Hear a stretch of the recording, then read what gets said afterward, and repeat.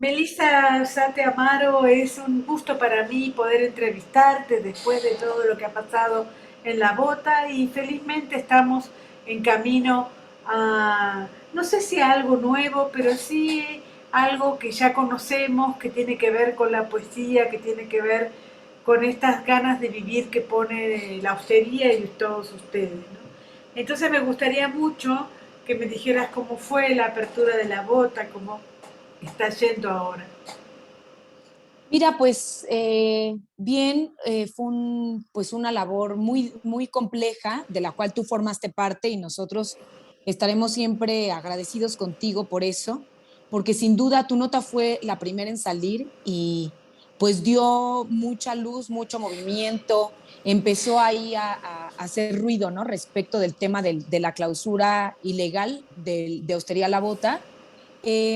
A final de cuentas, bueno, pues se convocaron muchos medios, asistieron otros tantos más el día que hicimos la manifestación pacífica fuera del bar. Medios de toda índole estuvieron con nosotros, tanto medios electrónicos, medios digitales, televisión, radio, periódicos e incluso medios, un par de medios internacionales. Y bueno, pues la cobertura que se le dio a nuestro caso, sin duda, no es la razón por la que se reabre la bota, pero sí abonó muchísimo a que las autoridades escucharan nuestra voz. A final de cuentas, pues bueno, quedó todo absolutamente aclarado. Nosotros demostramos que habíamos cumplido con todo lo que se nos requería, tanto pago de enseres, pago del proyecto de ciudad al aire libre, ley de seguridad ambiental y nuestros sellos fueron quitados la misma noche del día que nos recibieron las autoridades de la alcaldía Cuauhtémoc. Eh, por una cuestión que nosotros pactamos con ellos ahí ese día, yo no daré los detalles, pero ellos reconocieron irregularidades en su proceso y esa es la razón por la que se reabre, digamos, casi al instante la bota posterior a la reunión con estas autoridades. Entonces, bueno, pues una vez que eso ocurrió, nosotros nos hemos dedicado a darle con más amor que nunca, a hacer todo lo que nosotros siempre habíamos querido y venimos haciendo y hemos soñado hacer. Ahora sí con un centro histórico que se ve un poco más animado, en este momento bastante lleno de turistas. Y bueno, pues eso nos permite obviamente a nosotros hacer mucha más convocatoria, tener muchas más actividades. Entonces ahora ya tuvimos un par de presentaciones de libros, tenemos otras dos más en puerta, tenemos ya también todos los domingos tenemos música que ahora oscila entre el tablao flamenco y el son, aunque próximamente se unirán también probablemente el son cubano y tango y esperemos en algún momento fado portugués. Entonces, pues te estoy hablando de un centro que está absolutamente vivo, de una hostería La Bota que está más viva que nunca, con una mayor oferta cultural, con una reanimada oferta gastronómica, a la que le hemos sumado más platillos y también logramos recuperar platillos que habían tenido que salir de la carta por la pandemia, pero que ahora están de vuelta para beneplácito de la gente, una nueva carta de vinos con una cava nueva que hemos llamado la cava Luis Buñuel. Y entonces, pues bueno, muy felices de poder seguir haciendo cultura desde nuestro espacio. Antonio Galera Grobet, buenas tardes. Hola, hola, ¿cómo están? Quería preguntarte fundamentalmente si esto es una nueva etapa de la bota. ¿Dirías tú que es una nueva etapa? Eh, nosotros no hemos cambiado nuestra forma de ser desde que empezamos el primer día Claro. y no la cambiaremos hasta cerrar. Para nosotros el barco sale todos los días con la misma tripulación, entregada con la misma tripulación que entiende que somos un centro cultural guión restaurante, que esa simbiosis nos es una especie de tatuaje, la consideramos un tatuaje en nuestra sensibilidad. Entonces, por nuestro lado, no podemos cambiar. Estaremos siempre dispuestos a que el barco zarpe, el barco que nosotros llamamos entre nosotros, la tripulación, el barco Amaré, y el objetivo es que se suba quien quiera pasear con nosotros ese día y regresar sanos y salvos al puerto todos los días desde el año 2005. Entonces, Lo que sí puedo considerar es un poco ya en el tenor de lo que ha comentado Melissa, que es que el mar se encuentra ahorita un tanto más en calma. No es un mar que todavía que pueda decirse se halla en una bandera para todos los navegantes, ¿no? De pronto nos hallamos con problemas climatológicos. Hay que decir Sí, que sí entendemos que existe una particularidad en este entorno a diferencia de otros, ¿no? Por eso las autoridades tienen algo que se llama el plan de gobierno. Es una especie como de manual de operaciones, ¿no? Para satisfacer todas las necesidades, tanto elementales como culturales, ¿no? Del visitante de ese espacio, ¿no? Tanto en el perímetro A como en el perímetro B. Es decir, es un espacio de alta densidad turística con vestigios arqueológicos y en donde ahorita, más que nunca, se asienta el poder del Ejecutivo. Entonces, es un espacio complicado, pero no podemos entender, eso sí no se puede entender en ningún lugar, ¿no? Es como pensar que Washington, por tener ahí el Capitolio, ¿no? Tendrá que sufrir siempre eh, como tolerancia la delincuencia, por ejemplo, ¿no? Hay que claro. decir que la plaza todavía tiene los respiraderos abiertos, ¿no? Es decir, hay que tapar los respiraderos que existen para la evacuación de gases eh, y que no se abombe en el drenaje, cosa que es muy peligrosa, pero también es igual de peligroso que sean obstruidos, ¿no? Entonces nosotros seguimos poniendo tablas, seguimos poniendo cartones para que esos respiraderos se tapen. ¿Por qué? Porque la gente tira la basura ahí. Entonces, Claro. hasta que no se arregle eso, el problema que acabamos de solucionar del drenaje será un problema de solución temporal, ¿no? Ujú. Ahora, lo que nos queda a nosotros siempre es la renovación de la voz, ¿no? Y en eso nunca vamos a parar, ¿no? Entonces, bueno, de otra manera, quiero decirte que todos los días nos renovamos, todos los días tenemos una nueva etapa y es la misma, amar, ¿no? Amar y hacer un espacio que sea como lo dice uno de sus lemas, y que fue lo primero que yo escribiera en el dintel de la puerta de la primera bota.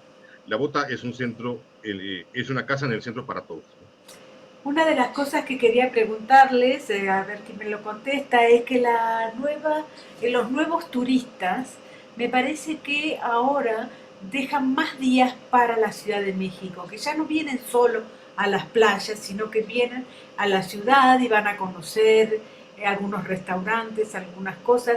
Me parece a mí que la ciudad no está preparada para tantos turistas y para esa calidad de turistas. ¿Cómo lo sienten ustedes?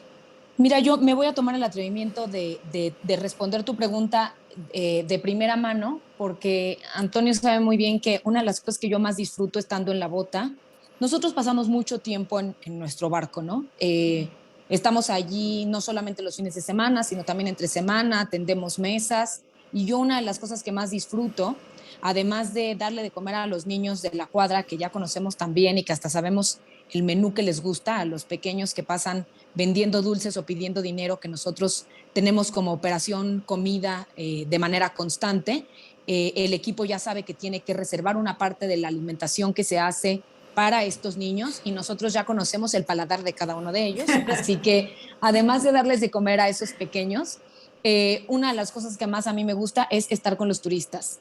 Eh, sí, yo tengo la misma sensación que tú, no solamente que ahora tenemos un gran número de extranjeros provenientes de todas partes del mundo, porque nos ha tocado recibirlos de todas partes del mundo, sino que también efectivamente pasan mucho tiempo en la Ciudad de México y que yo lo que veo es que en general lo que están haciendo es o exclusivamente venir a la Ciudad de México o venir a la Ciudad de México, luego ir a algún otro destino, generalmente de playa, o Oaxaca, por ejemplo, Chiapas, y posteriormente regresar a la Ciudad de México a pasar otros días aquí en el Inter. Yo gustosamente veo que muchos regresan con nosotros y tan seguidos como de un día al otro, ¿no? Que nos pasó este fin de semana de recibir 2 mesas completas de extranjeros que estuvieron el viernes y regresaron el sábado, o estuvieron el sábado y regresaron el domingo, y que durante esos días se mueven por distintos puntos de la Ciudad de México, tanto como los que vuelven una vez que ya hicieron los otros recorridos que tenían pensados. Ahora, eh, a mí me pasa lo mismo que a ti. Yo creo que en muchas cosas no estamos preparados como ciudad para recibirlos. En primera instancia es algo que tenemos que notar todos como un punto de partida básico, y es el extranjero ya no está usando cubrebocas en la Ciudad de México. Aunque haya todavía una pandemia, aunque se nos haya dicho que al aire libre no, pero en lugares cerrados sí, el extranjero no quiere usarlo más y siente, yo no sé de alguna manera, pero esto nosotros lo empezamos a notar quizá incluso desde diciembre del año pasado, como si notaran o sintieran que en la Ciudad de México a lo mejor con el menos riesgo, no lo sé, ¿no? Eso por un lado nos pone en cierta alerta, porque nosotros sabemos que aunque el virus ya no es tan mortal como era antes, la pandemia sigue estando, ¿no? Ahora, eso del lado sanitario, digamos. En cuanto a infraestructura, mira, nosotros tuvimos, como comprobación de lo que tú estás diciendo, de que quizá no estamos preparados, al menos el centro histórico en particular, no, yo creo que no. Si bien los establecimientos podemos tener toda la voluntad, los museos a lo mejor, las galerías, las zonas arqueológicas, las iglesias, podemos tener toda la voluntad, hay una cosa que tiene que ver con la infraestructura, al menos del centro histórico, que demuestra que no estamos preparados del todo. ¿A qué me refiero concretamente? Nosotros hace varias semanas vivimos la dificultad inmensa de la insuficiencia del drenaje en el centro histórico de la Ciudad de México. El drenaje es lo sabemos, ¿no? Un tema complejísimo para toda la Ciudad de México, pero sobre todo para el centro histórico por las características topográficas, geográficas, demográficas del habitante propio del centro histórico, pero también ahora, por supuesto, eso se incrementa con la recepción de turistas y la temporada de lluvias, ¿no? Entonces nosotros, bueno, nos tuvimos que enfrentar al hecho de que a pesar de que llamamos por todos los medios a la autoridad, ya fuera desde SACMEX, tanto a partir de Locatel o directamente a SACMEX, a la alcaldía Cuauhtémoc, a la autoridad del centro histórico, a las autoridades capitalinas. Nunca nadie acudió a nuestro llamado. Nosotros tenemos como parte de la infraestructura, digamos, del bar, una bomba que Antonio tuvo que comprar hace unos 3 años para desasolvar las coladeras del bar, los drenajes del bar, y así ayudarnos a nosotros y ayudar al propio edificio en el que se encuentra ubicado la bota. Sin embargo, debido a la temporada de lluvias, a la gran afluencia y a la densidad poblacional del centro, nos encontramos hace 3 semanas, 4 semanas, corrígeme Antonio, y si me equivoco en el número de semanas, en las fechas, con el tema de que se nos desbordaban nuestros registros, los del edificio, los de la calle y los de todos los edificios del corredor de San Jerónimo. Resultaba que la autoridad no podía solucionarlo en teoría porque no somos una vialidad principal, entonces no le correspondíamos a SACMEX, pero tampoco la alcaldía podía dar una solución por, digamos, la dificultad que implica que es una zona peatonal. Para no hacerte el cuento largo, es una cosa que nos dijeron desde el principio, está ocupando a toda la Ciudad de México y a todo el centro histórico, se debe a la densidad poblacional y a la época de lluvias, y a final de cuentas la única manera de solucionarlo fue que nosotros, por nuestra propia cuenta, con nuestro bolsillo, pagamos un monto de más de 8,000 pesos por el desasolve, no de Hostería La Bota, de todo el corredor de San Jerónimo, con un Bactor que nosotros contratamos por nuestra cuenta. Entonces, sí que es un problema, pues que habla también de toda la realidad del centro histórico y de que yo creo que no estamos preparados para recibir turistas, pero tampoco vamos a estar preparados pronto para hacer la cantidad que somos en la Ciudad de México y en el centro histórico en particular. Ahora, ¿qué van a hacer el sábado, Antonio Calera? Que es maravilloso lo que van a hacer. Bien, con mucho gusto. Nada más déjame redondear un poco Sí. la respuesta a tu pregunta. Cuando yo hablo de ese plan de manejo, debo de especificarlo. Es decir, que el centro, por lo que ya comenté, debe de ligar los propósitos, los objetivos, ¿no? Para el bien llevar de las cosas, digamos, del Estado de Derecho, ¿no? Entre la delegación, la alcaldía Cuauhtémoc, pero también con el gobierno de la Ciudad de México, pero también con el INA, también con el fideicomiso del centro histórico, la autoridad del centro histórico, el INBA, ¿no? Y la Secretaría de Seguridad Pública. Vamos, cualquier cantidad de instituciones, ¿no? Tendrán que checar, revisar todos los días, ¿no? El acceso y la salida de los visitantes sean turistas nacionales o extranjeros o de la misma embarcación todos los días. Y eso, por supuesto, tiene una complejidad. Lo que nosotros vemos es que no siempre se logra esa coordinación de la manera más efectiva. Si bien nosotros en el centro siempre nos hemos percatado, existe un visitante distinto, digamos, al turista, es decir, aquel que lleva un tour, ¿no? Que generalmente se irá a los polos de la República, ¿no? Y se irá a Los Cabos o se irá a Cancún, ¿no?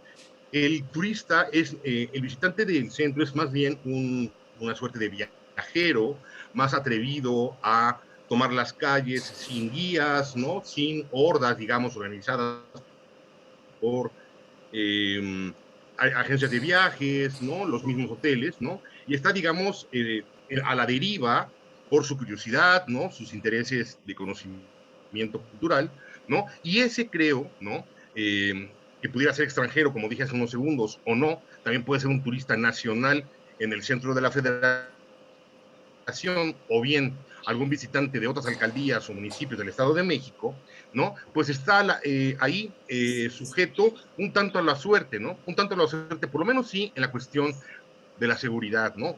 No creo que pueda afirmar los números que se tienen de policías, ¿no? Con respecto a un número de población determinada. Creo que la policía hace falta. También hace falta información sobre cómo las vialidades de esas calles van a trabajarse cada día, porque cada día cambian. Entonces, bueno, resulta un tanto problemático y, por no decir arriesgado, porque yo no voy a asustar a nadie, ¿no?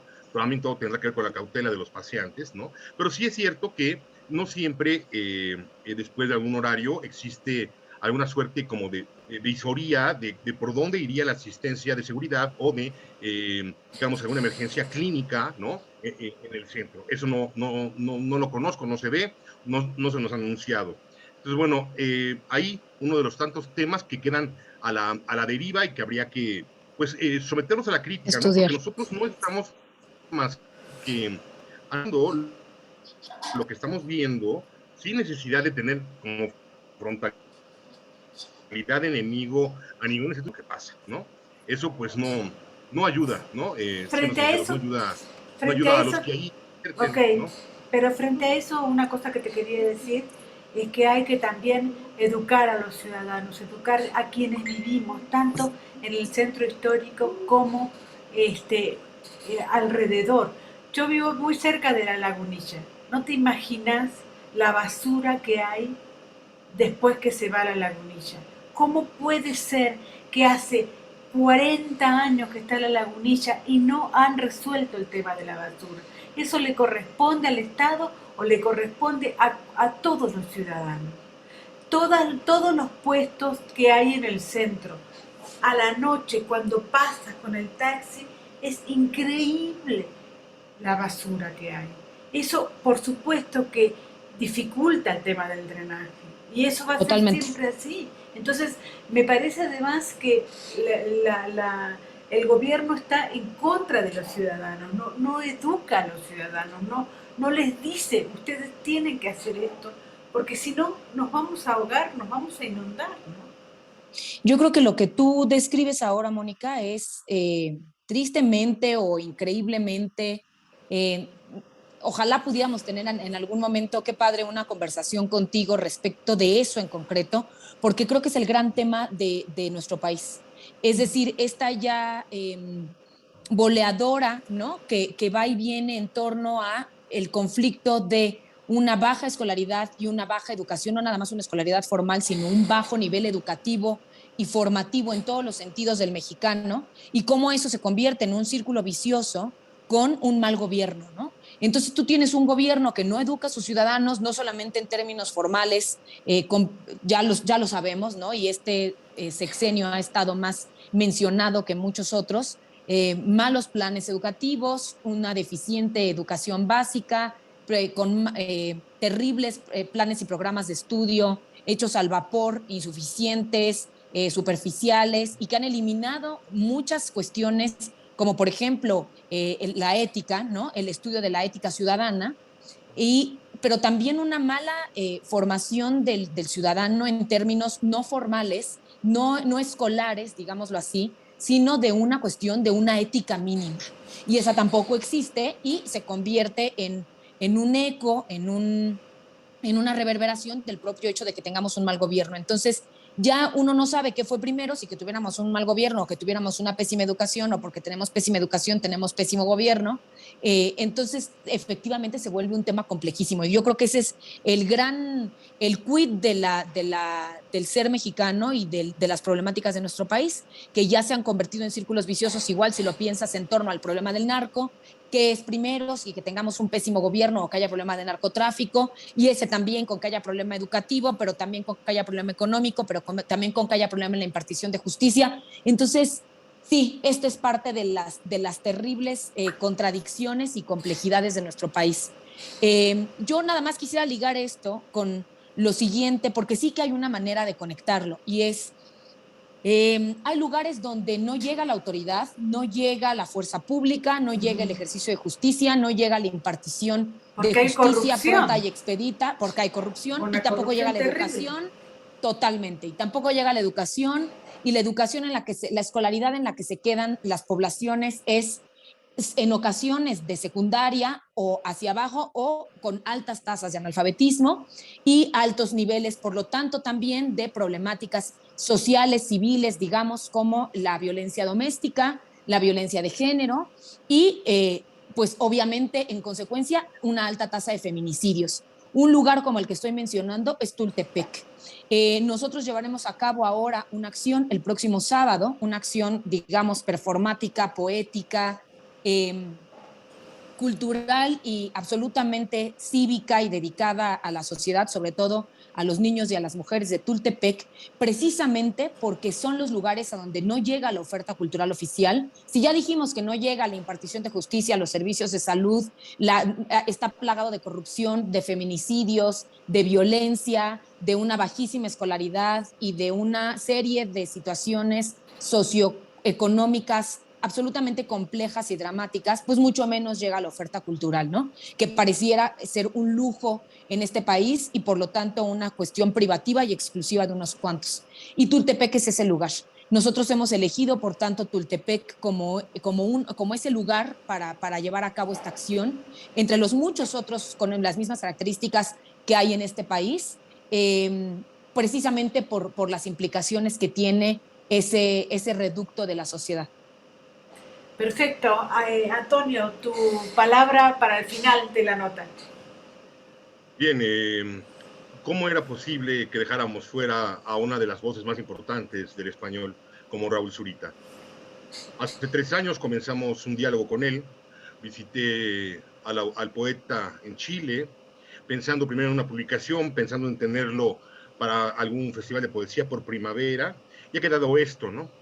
Arrojar desde un helicóptero sin puertas, desde una aeronave, 50,000 poemas de Raúl Zurita a nuestros hermanos de Tultepec, esperando que con un buen clima estos poemas puedan llegar a tocar Cotitlán Izcalli, Cotitlán de Romero Rubio, Tlanepantla, Tutitlán.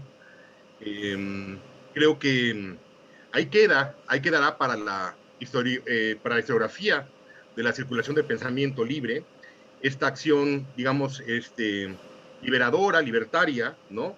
De poder nosotros concebir eh, la conexión de los hermanos como algo fundamental, ¿no?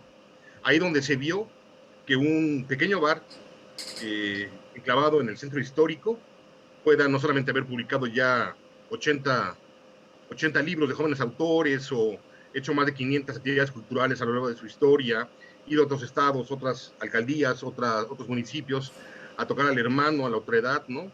Con su pequeña infantería, ¿no? De artistas siempre dispuestos a recobrar la memoria, ¿no? A hacer ejercicio de la libertad, ¿no? Entonces, bueno, ahora se va a dar, tenemos todo el gusto de hacerlo.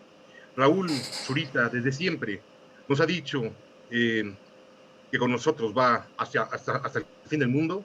Está absolutamente Qué arrasado de bueno. amor, absolutamente lleno de energía por esto, ¿no? Y es también un homenaje a un ciudadano integral, ejemplar, ¿no? Y un recordatorio de lo que es posible cuando hay un empeño. La iniciativa privada, como se le llama, ¿no? En este caso, otra vez, sin ningún recurso público, puede lograrlo. Y entonces estamos ansiosos ya de que esto suceda, de podernos dirigir con los amigos hacia ese punto en el centro de Tultepec para ver cómo llueve, ¿no? La poesía, ¿no? Nosotros sabíamos que dedicarnos a esto no se trataba solamente algo de decir lluvia, sino hacer llover, ¿no? Nosotros queremos ver, ¿no? Yo quiero ver, ¿no? Yo quiero llover. Y entonces tuvimos que hacerlo así, con este espíritu de Raúl, y es absolutamente pues, maravillados con esa posibilidad, ¿no? ¿A qué hora Sí, es? nada más. Mira, alrededor de las 12 del día seguramente estará teniendo lugar la acción.